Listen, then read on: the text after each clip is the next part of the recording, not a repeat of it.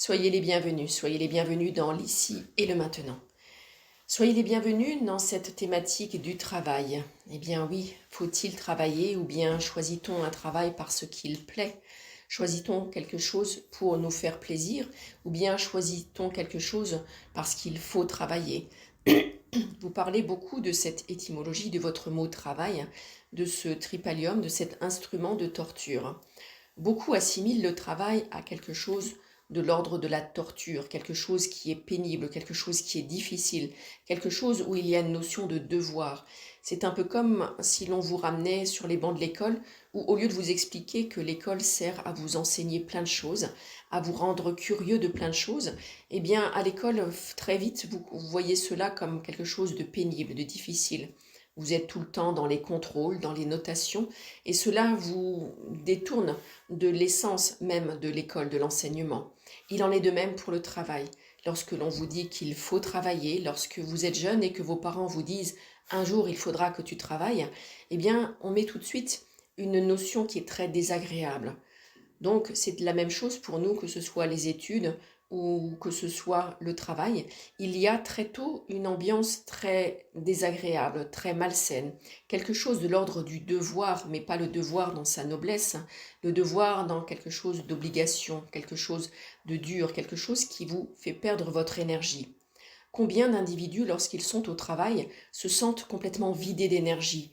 Parce que, à partir du moment où il n'y a pas de sens, si c'est vidé de sens, il ne peut pas y avoir de l'énergie. Vidé de sens égale vidé d'énergie.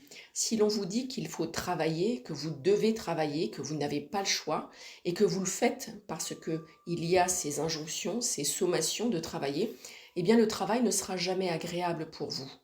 À partir du moment où vous cherchez du sens dans ce que vous faites, eh bien le travail devient plus léger et il devient quelque chose d'agréable.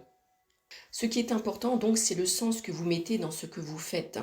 Quel que soit le travail que vous faites, il y a des métiers très durs physiquement mais qui ont du sens et qui vont permettre à des personnes de s'épanouir. D'autres métiers sont beaucoup plus faciles et ne devraient poser aucun problème puisqu'il n'y a pas de surcharge mentale, il n'y a pas de surcharge en choses à porter, il n'y a pas de surcharge énergétique, il n'y a pas toute cette surcharge et pourtant la personne va avoir l'impression d'être vidée en permanence. La notion donc la plus importante lorsque vous cherchez un travail ou lorsque vous avez déjà un travail, c'est d'y mettre du sens. Y mettre du sens, cela revient à chercher pourquoi vous le faites, dans quel but, dans quel objectif, qu'est-ce que vous voulez vous apporter à vous-même et qu'est-ce que vous voulez apporter à l'autre. Ces deux notions sont indispensables. Si vous faites le travail uniquement pour vous, eh bien, vous créez un déséquilibre. Si vous faites le travail uniquement pour les autres, vous créez là aussi un déséquilibre. La vie des humains doit être toujours dans quelque chose d'équilibré. Toute souffrance est un manque d'équilibre. Dès lors que vous n'êtes pas dans l'équilibre, vous êtes dans la souffrance. Si vous comprenez cela, vous avez réponse à tout dans votre vie.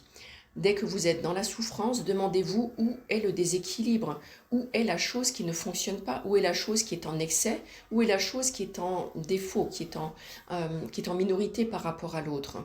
L'être humain n'est pas fait pour vivre dans des extrêmes, l'être humain n'est pas fait pour vivre des excès. Si vous trouvez l'équilibre dans tous les domaines de votre vie, dans tout ce que vous faites, eh bien vous allez trouver que la vie est agréable.